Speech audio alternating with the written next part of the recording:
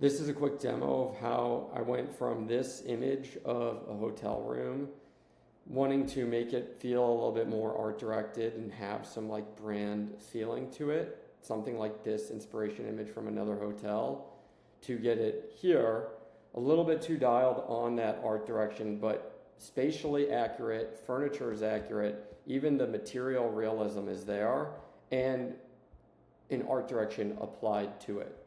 Because basically, we're starting with these very bright, very like wide angle Zillow listing apartment images, which is like the basic boilerplate of any photographer. If you don't get like an interiors photographer, what they'll do. And we're not trying to make it feel like something it isn't, so people show up and they're let down. If you look at a lot of boutique hotels, they'll apply, number one, art direction as far as their framing and composition, the time of day they're shooting, just a more skilled photographer capturing certain things around light and subjects in the room. And then they'll also treat that afterwards with a brand standard grain, lighting, and other treatments in a tool like Photoshop. And that's what I wanted to do here.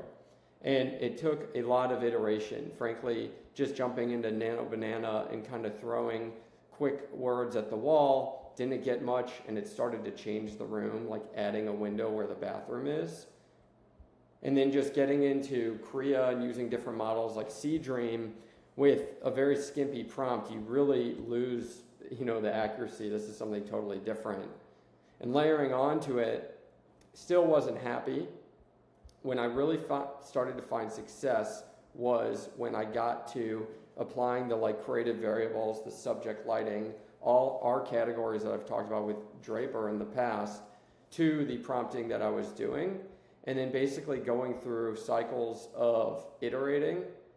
One thing that was very effective was when distortion would happen, calling those distortion items out and then putting that back through to get those things fixed. And then playing around with the resolution both on the original generation and then upscaling versus just getting the resolution higher at the original generation.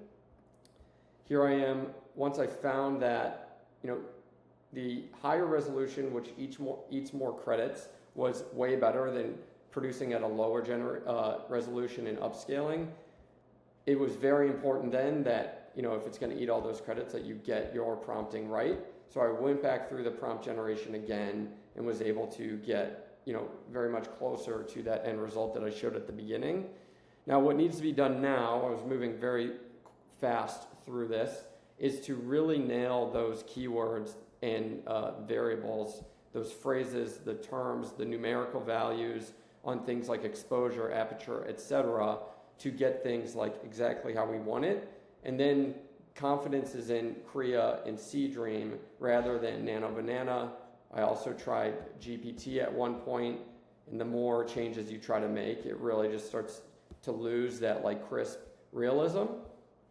So getting those keywords locked exactly on the treatment and the style you want. An example is where we ended up, there was a lot of blur and the focus was really on one part of the bed. If you look at this image for an example, I actually don't know, I think it's a shallower depth of field is coming from a higher aperture value, I believe. We had too shallow of a depth of field of focus. This, you get that blurring in the background, but most of the room is crisp and sharp and in focus. We lost too much of the room out of focus, which started to create this like surrealism. So that, getting the lighting better, maybe leaning more into nostalgia just because that's what the brand is, and applying a little bit more grain in the treatment would be the goal. But that's the workflow.